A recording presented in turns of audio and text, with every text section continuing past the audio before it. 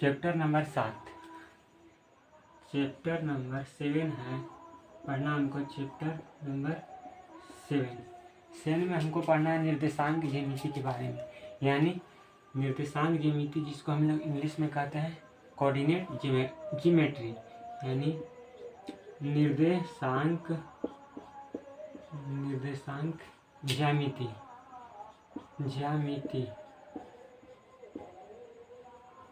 यह निर्देशांक ज्यामिति, इसको इंग्लिश में बोलते हैं हम लोग coordinate geometry, coordinate geometry, GEOMETRY geometry. इसको भी हमको पढ़ना है। हम लोग इसके पहले क्लास 9 में भी पढ़ चुके हैं निर्देशांक ज्यामिति के बारे में। यहाँ हम 10 में भी पढ़ेंगे। तो यहाँ से हम एक 4 भाग बना लेते हैं। इसको बोलते हैं हम लोग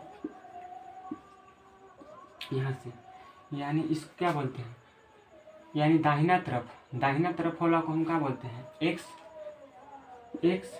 और इसको x डैश, इसको y और इसको y डैश, यानी दाहिना तरफ वाला मूल बिंदु यह से मूल बिंदु है, यानी मूल बिंदु से दाईं तरफ की दूरियां क्या होती है, तो मूल बिंदु से दाईं तरफ की दूरियां है से धनात्मक होती है।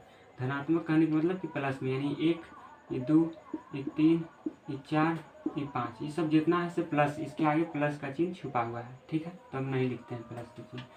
अब बाईं तरफ की दूरियां क्या होती है, तो बाईं तरफ की दूरियां होती है से ऋणात्मक होती है, यानी -1, -2, -3, -4, यानी बाईं तरफ की दूरियां ऋणात्मक। उसी तरह से इसको अगर मूल बिंदु से यहाँ से ऊपर की ओर चलेंगे तो इसकी दूरियां क्या हो जाएगी, तो ऊपर की ओर चलेंगे तो इसकी दूरियां होगी धनात्मक, यानी +1, +2, +3, +4, +5। और इसी तरह से इसके नीचे जाएंगे तो दूरियां क्या होती है, ऋणात्मक होती है, यानी -1, -2, -3, -4, -5, इस तरह से। अब यहाँ से हम देखेंगे इसको कहते हैं मूल बिंदु। तो मूल बिंदु का नियामक 0, 0 होता है, यानी इसको हम बोलते हैं प्रथम पाद या प्रथम चतुर्थांश या फर्स्ट क्वाड्रेंट, यानी इसको हम बोलेंगे फर्स्ट, यानी प्रथम, इसको प्रथम चतुर्थांश यानी फर्स्ट चतुर्थांश। अगर अंग्रेजी में बोलेंगे तो इसको बोलेंगे फर्स्ट क्वाड्रेंट, इसको प्रथम चतुर्थांश, और अंग्रेजी में इसको बोलेंगे तो इसको बोलेंगे फर्स्ट क्वाड्रेंट, यानी QUADRANT क्वाड्रेंट, यानी फर्स्ट क्वाड्रेंट। इसको बोलेंगे द्वितीय चतुर्थांश, यानी सेकेंड क्वाड्रेंट, तो इसको हम लिख देते हैं सेकेंड क्वाड्रेंट, यानी इसको द्वितीय चतुर्थांश या दूसरा चतुर्थांश बोल सकते हैं, द्वितीय चतुर्थांश। इसको बोलेंगे हम लोग थर्ड क्वाड्रेंट, यानी तृतीय चतुर्थांश। इसको बोलते हैं हम लोग फोर्थ, यानी चतुर्थ चतुर्थांश, इसको बोलते हैं हम लोग चतुर्थ चतुर्थांश। अब यहाँ से देखेंगे कि फर्स्ट क्वाड्रेंट में चिन्ह क्या होता है, तो फर्स्ट क्वाड्रेंट का चिन्ह होता है हमको प्लस, ये होता है प्लस। फिर देखेंगे कि सेकेंड में क्या होता है चिन्ह, तो सेकेंड में चिन्ह होता है हमको -, और थर्ड में चिन्ह होता है हमारा -, इसी प्रकार से फोर्थ में चिन्ह हमारा क्या होगा, तो फोर्थ में चिन्ह होता है +। अब यहाँ से हमको याद रखने का सही तरीका है कि हम कैसे याद रखें, तो याद रखने का सही तरीका है हम लोग का कि प्लस है, तो प्लस के देखेंगे कि यहाँ से तिरछा, इसका तिरछा कहाँ आएगा, तो इसका तिरछा अगर करेंगे ऐसे तो इसका तिरछा कहाँ आ रहा है, तीसरा में आ रहा है, यानी तृतीय चतुर्थांश में आ रहा है, तृतीय में आ रहा है, तो ये प्लस है तो इसका जस्ट अपोजिट कर देंगे, यानी दोनों प्लस है तो इसका चिन्ह से दोनों बदल जाएगा, यानी तीसरा में आएंगे तो ई माइनस, यानी पहला तो याद हो गया और तीसरा में याद हो गया कि पहला में प्लस होता है और तीसरा में होता है माइनस। उसी तरह से अब इसका दूसरा को करेंगे तो दूसरा को हम एक याद रख लेंगे, तो दूसरा में होता है -, तो अब इसको क्या करेंगे कि हम इसका भी अपोजिट करेंगे, तो माइनस का अपोजिट क्या होता है, इसका तिरछा यहाँ करेंगे तो प्लस होता है, प्लस का अपोजिट माइनस। तो ये हो गया याद करने का तरीका, जैसे आप लोग याद कर सकते हैं।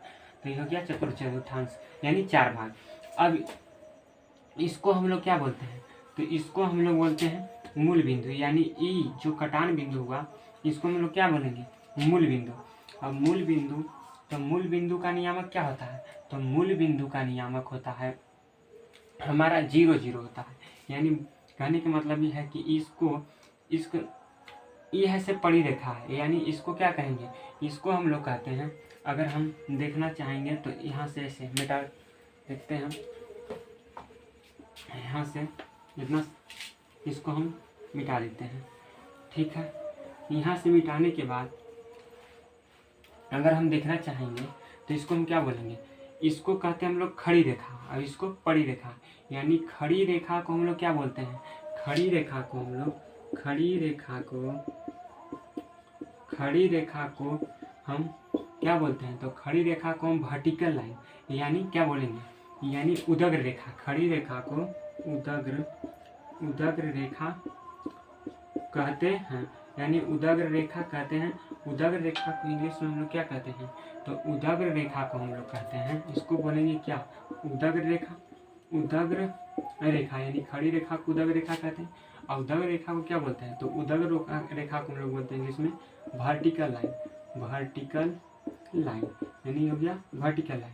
अब ये है से खड़ी रेखा होगा, इसी तरह से यह से पड़ी रेखा यानी इसको पड़ा हुआ है, तो इसको बोलते हैं हम लोग एक अक्ष।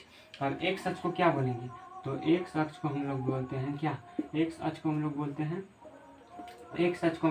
हैं क्षैतिज रेखा। क्या, क्षैतिज रेखा।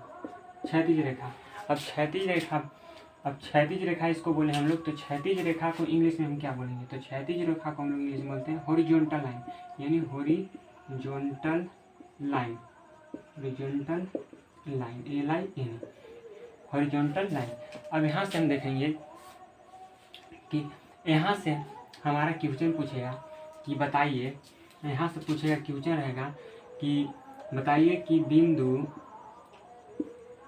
बिंदु ए कहेगा कि बताइए कि 4,-3 ये है से किस चतुर्थांश में है, तो 4,-3 किस चतुर्थांश में होता है। तो यहाँ से अगर देखेंगे तो इसको हम लोग बोलते हैं, इसमें होता है प्लस प्लस का चिन्ह, इसको में क्या होता है, इसका चिन्ह होता है माइनस प्लस, और इसका चिन्ह क्या होता है माइनस माइनस, इसका क्या होता है तो प्लस माइनस होता है।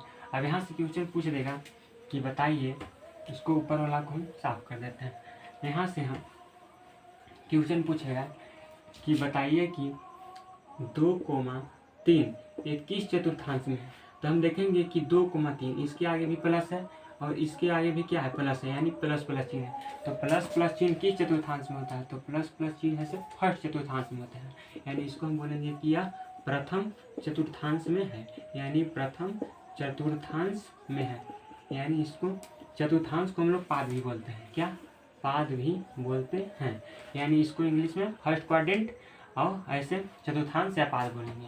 अब यहाँ से क्वेश्चन पूछ देगा कि बताइए कि 6,-3 ये किस चतुर्थांश में है, तो हम देखेंगे ये 6 के आगे क्या है प्लस है और इसके आगे क्या है माइनस है। तो देखेंगे कि जो प्लस और माइनस चिन्ह है किस चतुर्थांश में, तो प्लस माइनस किस चतुर्थांश में होता है, तो प्लस माइनस ऐसे चतुर्थांश में होता है, यानी फोर्थ में आई, यानी पहला ही होता है, दूसरा ही होता है सेकेंड, ये थर्ड क्वाड्रेंट होता है, और यह से फोर्थ क्वाड्रेंट होता है। तो देखेंगे फोर्थ क्वाड्रेंट में होता है प्लस माइनस की चिन्ह, इसके आगे देखिए प्लस है, इसके आगे माइनस है, तो प्लस माइनस किस में होता है, तो चतुर्थ में। तो लिख देंगे 6,-3 है से चतुर्थांश में होगा, चतुर्थांश में होगा, तो यहाँ से चतुर्थांश में होगा। अब इसी तरह से अब हम बारी बारी से सबके पता चल जाएगा, जितना पूछेगा उतना। अब यहाँ से हम देखेंगे कि फिर पूछेगा कि बताइए कि वाई अक्ष को हम लोग तो उदग्र रेखा कहते हैं, यानी वर्टिकल लाइन।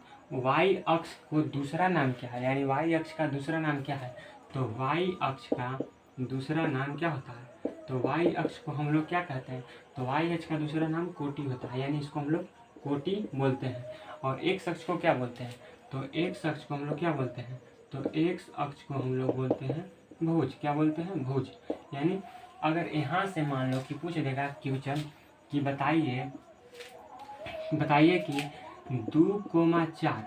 2,4 में भुज का मान क्या होगा। क्वेश्चन पूछ देगा कि क्वेश्चन बताइए कि 2,4 में भुज का मान, यानी भुज का मान क्या होगा। तो भुज का मान क्या होगा, तो यहाँ से हम देखेंगे, सबसे पहले हम कोई भी एक बिंदु लिए तो उसको हम देखेंगे सबसे पहले इसको हम x मानते हैं, इसको क्या मानते हैं, y मानते हैं।